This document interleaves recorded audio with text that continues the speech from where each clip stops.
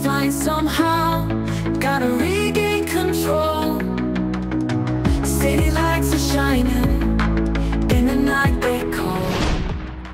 Setelah matchday November menyambut Jepang dan Saudi, Erick Thohir menjadikannya contoh jika kedua tamu tadi aman di Indonesia. Justru fans lawan merasa nyaman di Indonesia karena disambut dengan baik. Hal ini membuat ketum PSSI tersebut ingin mengundang AFC serta FIFA secara langsung untuk menyaksikan laga Indonesia kontra Bahrain di tahun depan. Jika undangan ini diterima oleh AFC dan FIFA, jelas Bahrain gak ada alasan lagi untuk ngeles sana-sini. Selain itu, Pak Erick melakukan ini demi bisa menjaga konsistensi skuad Garuda karena beliau sudah memberikan target tambahan jangka panjang agar bisa tembus ke ranking 50 besar FIFA.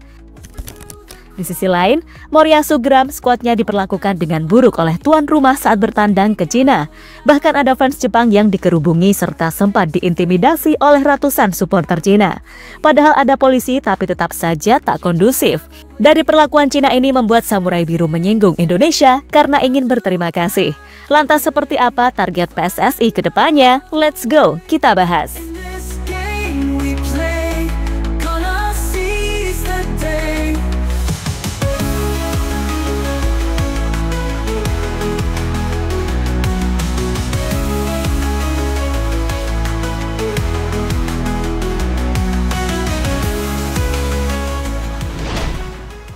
Persaingan ketat di grup C round 3 kualifikasi Piala Dunia 2026 zona Asia memang sangat panas sampai dijuluki grup neraka.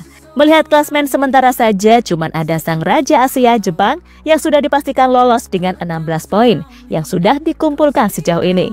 Sedangkan yang lain ada Australia dengan 7 poin dan sisanya rata dengan 6 poin termasuk Indonesia. Jelas semua masih bisa berubah, bahkan skuad Garuda finish di posisi kedua klasmen akhir grup C juga masih realistis sih. Tapi kembali lagi, kita sebaiknya fokus pembenahan timnas Indonesia saja, tak perlu banyak berekspektasi ataupun jumawa. Pak Erick selaku ketua PSSI juga sedang mengupayakan hal serupa. Usai kemenangan lawan Saudi, beliau tetap melakukan evaluasi kepada tim merah putih sesuai apa yang dikatakan sebelum match. Namun menariknya, selain evaluasi, Pak Erick Thohir juga bakalan melakukan gebrakan baru lagi nih teman-teman. Dimana setelah menjamu dua tim Jepang dan Saudi di bulan November ini, Erick Thohir membuktikan ke AFC dan Bahrain jika Indonesia aman kok. Justru supporter lawan merasa seperti jadi saudara di Indonesia. Mengutip dari bola.com, Erick Thohir undang FIFA dan AFC untuk saksikan pertandingan timnas Indonesia versus Bahrain.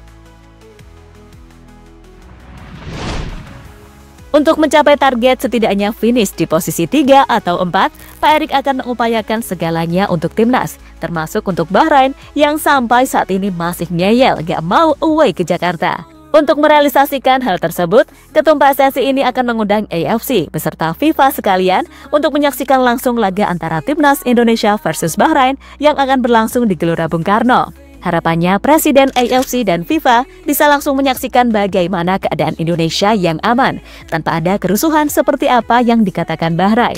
Erick sangat yakin ini bakal berhasil. Karena sudah mengambil contoh dari laga Jepang dan Saudi, kedua tamu tersebut sudah memberikan testimoni jika timnas Garuda menyambutnya dengan baik. Bahkan dianggap seperti saudara sendiri coy. Kami ingin meminta FIFA dan AFC untuk datang melihat langsung ke sini bahwa negara kita adalah negara yang aman serta bukan negara yang terbelakang. Kita semua sudah memperlihatkan saat melawan Arab Saudi dan Jepang, supporter mereka aman-aman saja kok. Seperti supporter Jepang, mereka bawa anak dan istri. Arab Saudi juga aman. Jadi kami mempertanyakan surat dari Bahrain yang ingin pindah venue. FIFA dan AFC harus melihat fakta yang sebenarnya dan bukan melihat dari sisi lain. Kemarin kalau dicurangi, ya ngambek lah. Urusan tiket juga sudah ditingkatkan dengan Garuda ID dan Face Recognition. Terang Erick Thohir dikutip dari bola.com.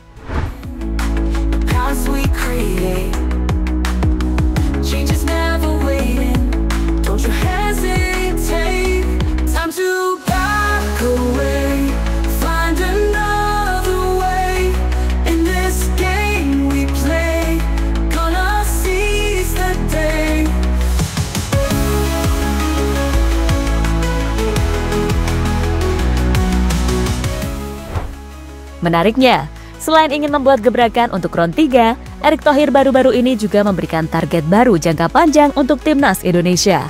di mana setelah timnas Indonesia menang atas Arab Saudi yang kini di posisi 59 ranking FIFA, Erick Thohir melihat potensi jangka panjang timnas yang bisa semakin kuat di Asia. Yang awalnya mematok target 100 besar, kini target tersebut melonjak drastis jadi 50 besar ranking FIFA. Tapi ini kan nggak masuk akal. Ya memang untuk jangka pendek hampir mustahil. Dan Pak Erick gak segegabah itu teman-teman. Target ambisius ini ditetapkan untuk jangka panjang sampai 2045. Yang harapannya di tahun tersebut sudah bisa terpenuhi. Dan untuk level Asia, Ketum PSSI tersebut ingin menjadikan skuad Garuda menjadi yang terkuat ke-9. Ini kan sebuah program besar, di mana Indonesia ingin ranking 50 dunia di tahun 2045. Untuk di Asia kita menargetkan kalau bisa masuk 9 besar. Nah ini tentu program jangka panjang, ada quick win, ada strategi menengah. Apa yang kita lihat hari ini adalah percepatan strategi. Bagaimana tim nasional kita lebih cepat lagi menuju tujuan yang kita mau. Terbukti ini sejarah loh, tim U17 kita, U20 dan U23, dan tim senior masuk Piala Asia. Itu sejarah, belum pernah U23 kita hampir masuk Olimpiade, cuman kalah 1 game. Dan U17 dan U20 ada kesempatan ke Piala Dunia. Nanti ada main bulan Februari. Kalau U17 April, kalau tidak salah, kata Pak Erick dikutip dari CNN Indonesia. Jelas ini memang bukan target yang mudah. Skuad Garuda harus tetap konsisten dan harus melakukan regenerasi terus-menerus sampai 2045 untuk menuntaskan misi masuk 50 besar ranking FIFA. Selain itu, 2045 juga sangat lama, sekitar lebih dari 20 tahun lagi. Nah pertanyaannya, apakah Pak Erick akan terus memimpin PSSI sampai 20 tahun ke depan? Kalau enggak sih, semoga saja ada penggantinya yang sepadan. Kita sebagai supporter juga bakalan sudah menginjak umur yang sudah tak muda lagi sih coy. Find another way in this game we play. Gonna seize the day.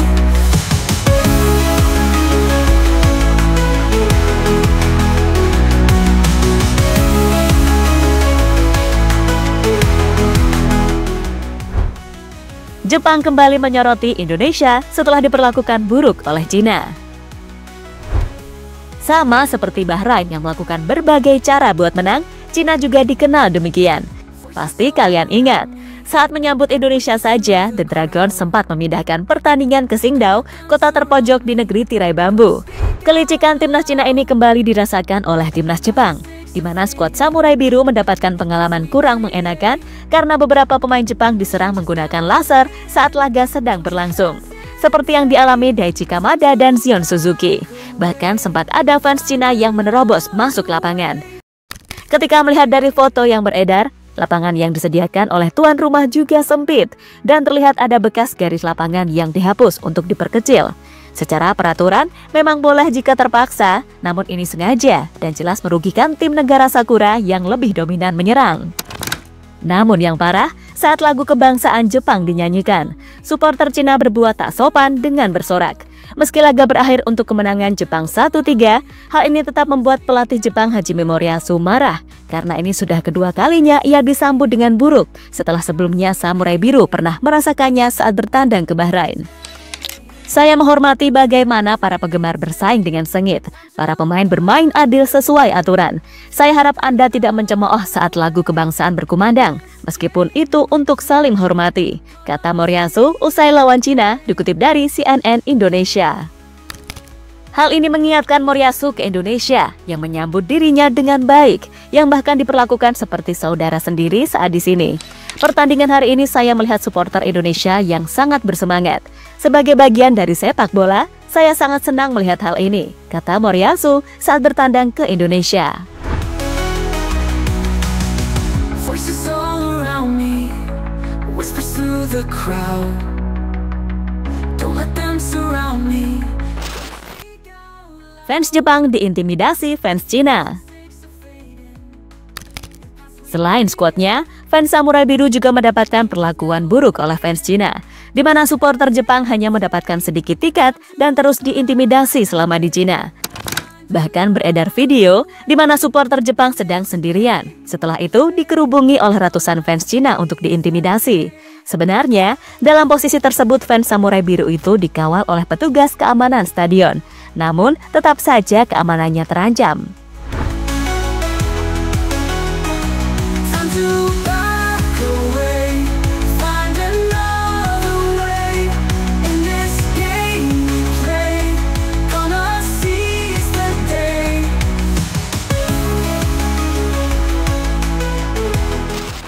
Ya, itulah gambaran betapa sengitnya persaingan di grup neraka. Banyak yang melakukan aksi kotor saat jadi tuan rumah macam Bahrain dan Cina tadi. Untungnya, kita punya ketua PSSI yang sudah berpengalaman, yakni Pak Erick Thohir, yang punya ambisi membawa timnas Indonesia ke level dunia. Bahkan sudah ada rencana untuk jangka panjang kan tadi? Mantap coy! Hesitate, time to back away, find another way. In this game we play, gonna seize the day. Halo, izin iklan sebentar ya guys. Jadikan ruangmu bernuansa timnas. Temukan beragam poster dinding, sepak bola dan timnas dengan desain menawan, kualitas premium dan harga yang tidak akan menguras kantong. Segera klik link Shopee di deskripsi video ini dan dukung timnas dengan sepenuh hati. Mulai dari dinding rumahmu.